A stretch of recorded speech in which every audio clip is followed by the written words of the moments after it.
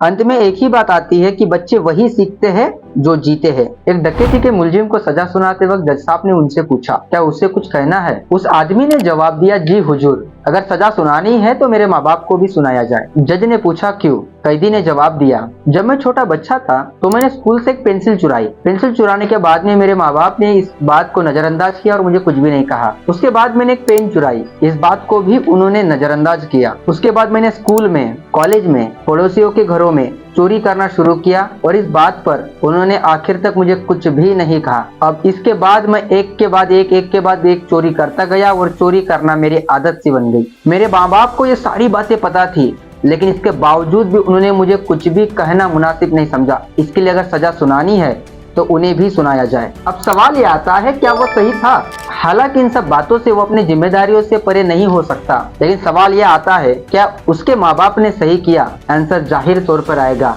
बिल्कुल नहीं। बच्चों को चुनाव करने का मौका देना सही बात है, लेकिन बिना सही दिशा दिखाए उनको चुनाव करने का मौका देना उनकी जिंदगी को तबाह कर सकता है। हालांकि शरीर और मन की तैयारी त्याग और अनुशासन से ही संभव है। अब सवाल ये आता है कि अनुशासन के बिना कोई कप्तान हवाई जहाज उड़ा सकता है? क्या कोई प्लेयर बिना अनुशासन के अच्छा प्लेयर बन सकता है?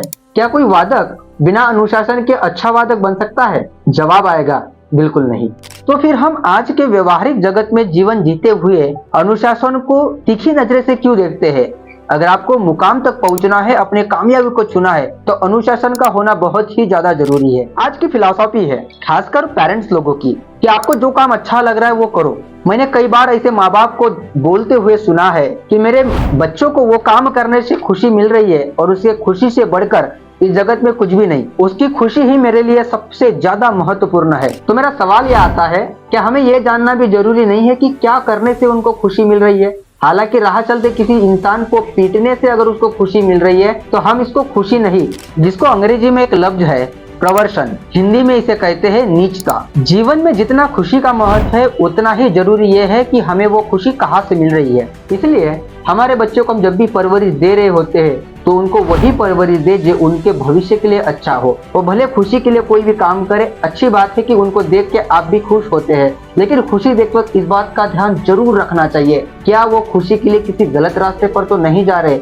और अंत में बात एक ही आती है, भले चाहे आप कितना भी बताएं, लेकिन सिर्फ बताने से नहीं, बच्चा सीखता है उनके माहौल से, बच्चा सीखता है देखने से। बच्चा वही अनुकरण करता है जो अपने घरों में अपने शिक्षकों के द्वारा, अपने दोस्तों के द्वारा वो देखा करता है। अंत में एक ही बात आती है कि बच्चे वही सीखते हैं जो जीते हैं। अगर बच्चा आलोचना के माहौल में रहता है तो वह निंदा करना सीखता है। अगर बच्चा प्रशंसा के माहौल में रहता है तो तारीफ करना सीखता है। अगर बच्चा लड़ने के माहौल में रहता है तो झगड़ना सीखता है। अगर बच्चा सहनशीलता के माहौल में रहता है तो धैर्य सीखता है।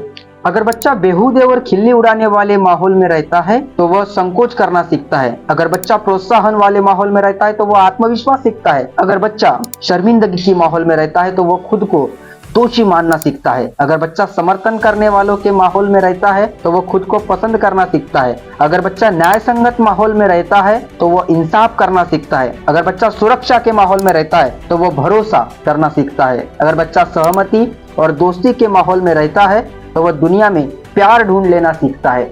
अब डिपेंड करता है आपके ऊपर में कि आप अपने बच्चों को कैसा माहौल दे रहे हैं। इसी तरीके के और इंटरेस्टिंग वीडियो देखने के लिए हमारे चैनल को आप जरूर देखते रहिएगा। Thank you so much.